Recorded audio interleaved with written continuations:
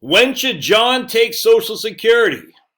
This is I'm looking at the email he sent me. This is a tough one. This is a tough one, actually. It's a tough one in a good way. So, let's see. My man John's from Maine. All right, so that's one for the good guys. He turned 65 in July, retiring on July 1st. He has 610 in his 401k and about 50,000 in other stock. He owes 28,000 on his mortgage. His vehicles are paid off. He has no other debt. If he takes Social Security in July, that he'll be 60 again. He'll be 65, so it'll be before his full retirement age. It'll be $2,600 a month. If he waits until his full retirement age, it'll be $2,982 a month. All right. He says, should I take it earlier or wait till my full retirement age and pull from my 401k for 18 months? His monthly bills are about $2,400 a month. All right. Low cost of living. See, this is a kicker right here. This is what makes it even more of a challenge. My wife is 7 years younger, and she's earning about 30,000 a year. She'll get about 20K a year from her retirement. I'm assuming that's a pension. All right. I'm on her insurance, and it's a good one. Okay, gotcha. So she is 58, and I'm not sure when she's going to retire, but she'll get a small pension, about 20K a year. All right. So hey, we know these guys can be good to go. He didn't say anything about kids or anything. Let's dive into some right capital. This is an interesting one.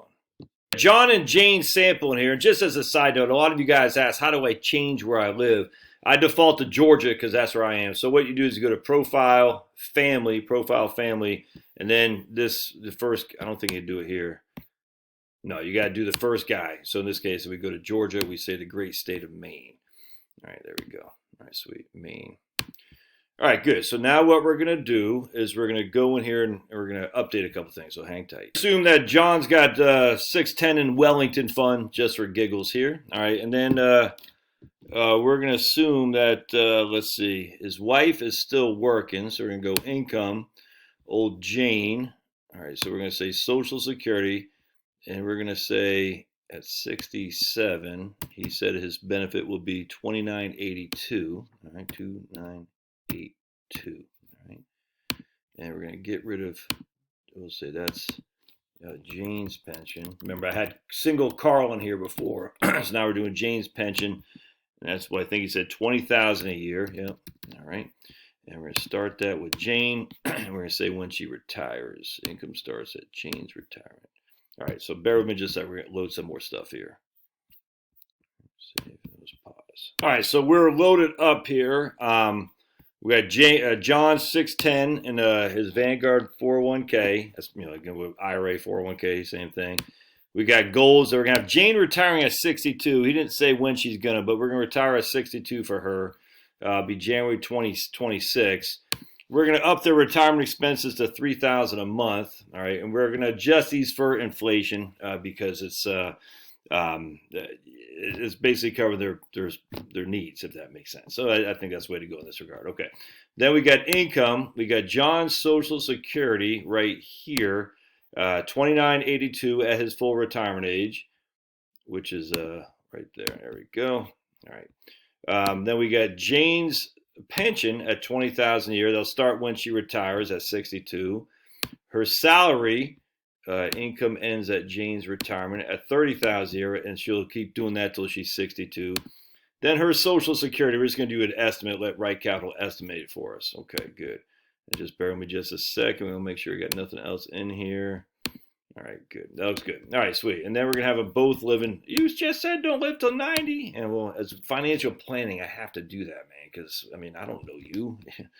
I mean, even my clients, I don't know. And so I can't assume that they're going to die at 85. However, if I'm in a crappy old job and I'm like, I can't do it because I got to live until I'm 90, I'd say you might want to revisit that. All right, so let's look at their dashboard here. Man, I got dog hair all over the place.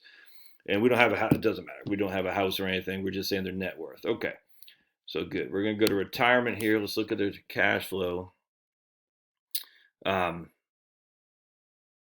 And remember, this includes, by the way, if we go to cash flow, they're going to have health insurance. I think we got health insurance in here. Let's see.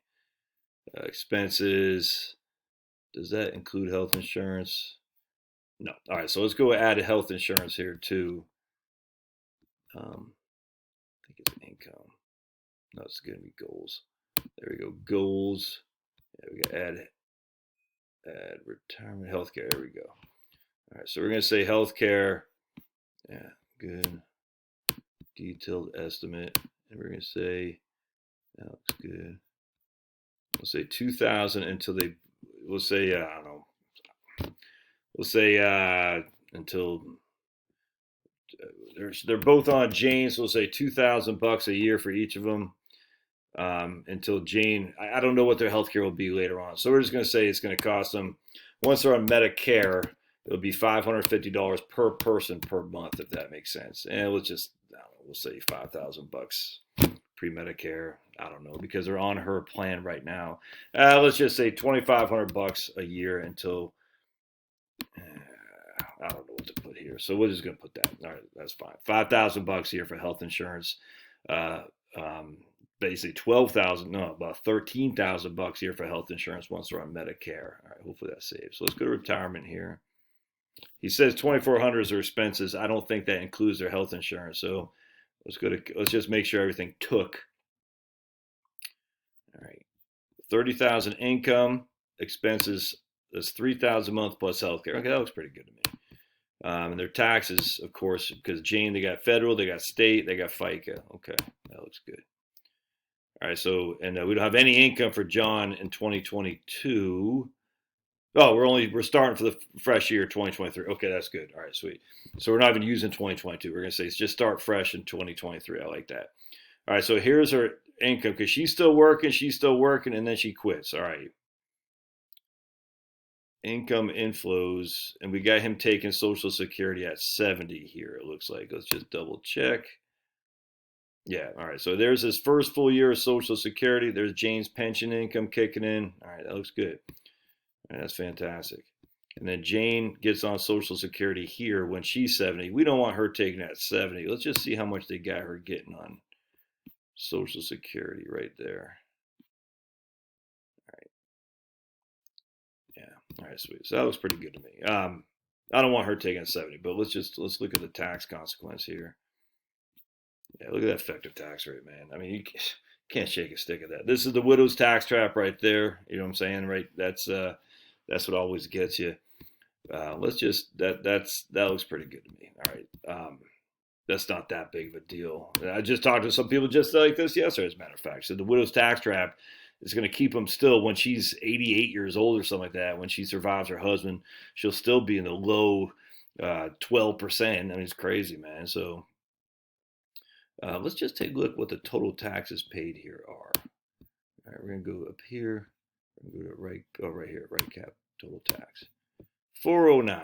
All right, so they're paying 409 on total taxes with total income of over 4 million bucks. That's not so bad, actually. All right, so that's fantastic. All right, so they got income. I mean, this is them taking Social Security at, let me just write this down, 409. Oops, here we go. This isn't quite perfect for an income inflows. 409 on 4 mil. All right, but it does the job. All right, so now let's look at them taking Social Security.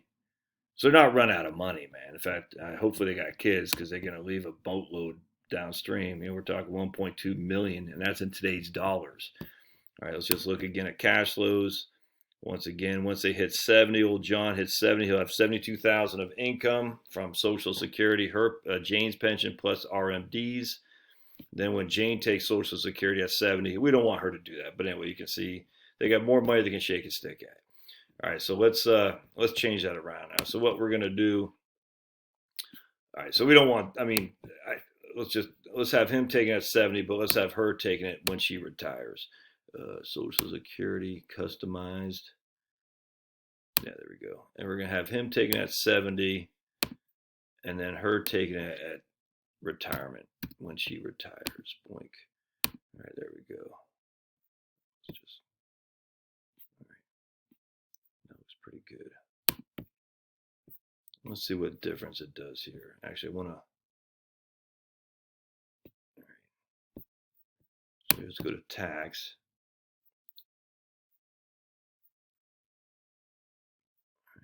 Not much of a difference. Let's see. Hold on just a second. Cash flow. And we're going to go to total tax. 414 on about 4 million. Yeah, right there. That's the same thing. That's her taking at 62. You'll see income flows here. So here she is at 70. Here's old John at 70. And here's Jane at, yeah, right there. She's getting a little bit of a spousal benefit. Right, so this might be one where we actually have John taking at 67. Just get a little bit of a spousal benefit. So let's see. Okay, so that looks, it's going to be, I mean, that's what I'm saying. There's no real answer here because it all, I mean, they're going to be fine either way. So let's have John taking it at 67. And so that way she can get a spousal benefit. And we're looking at 1 million. Okay, there you go. So John takes at 67. She takes at 62. Probably pay less tax. Yeah, 3. Oh, about the same. Less tax. It's like real no way to talk about this in terms of is there a better way? The answer is no. And they shouldn't do Roth conversions. I mean, look at this. So, I mean, they got a couple years they could. I don't think it's that big of a deal. But in this widow's tax trap just isn't that big of a deal, frankly. Because remember, she'll be, 85 or something like that at this point. You know what I'm saying? Her taxes jump from 9 to 13. And whoop-de-doo. This is the years you want to have fun right here. We could do some Roth conversions just to see what it looks like. Let's take a look here. Let's take this out. So they're well below the 12%. Let's just do Roth conversions to right there. All right, so we're going to do Roth conversions just to the 12. Where's the 12%? Is it green at 12? No, the green is at 12. Yeah, I don't think I'd be doing that. Let's just do the 10%. I don't think it's be worth it, frankly, but let's see. Yeah, not that big of a deal. I don't even think I'd be messing with that. Let's just look here real quick. Did I hit calculate? Okay, I did. Retirement. All right, we're gonna hit tax right here. They're doing Roth conversions here. It doesn't do anything. Yeah. All right, so what's going on here is it's just not a big. I mean, they add a little bit here to taxes, and they probably pay a little bit less back here. But let me just show what I'm talking about, the widow's tax trap. Go to cash flows. So we got John dying at 90, and his better half is 7 years younger. So cradle robber. So you'll see right here, their income goes from 150 to 115, right? 150 to 115. So they lose $35,000 of income. Her taxes go up from 15,000 to 18,000. I mean, so that's the widow's tax trap. It's just, I don't think it's that big of a deal to do Roth conversion and all that to avoid a $3,000 increase in tax when she still has over 6 figures of income. This is inflated, I grant you, but let's just look at a 1040 here real quick. Let's go to 2033.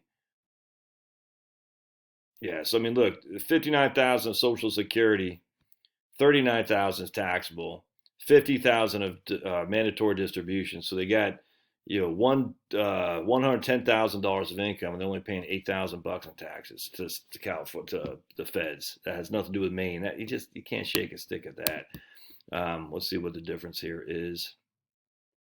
And here they're not taking Social Security until they're 70. So let's go back and have them. Oh wait, hold on a second. Here we go.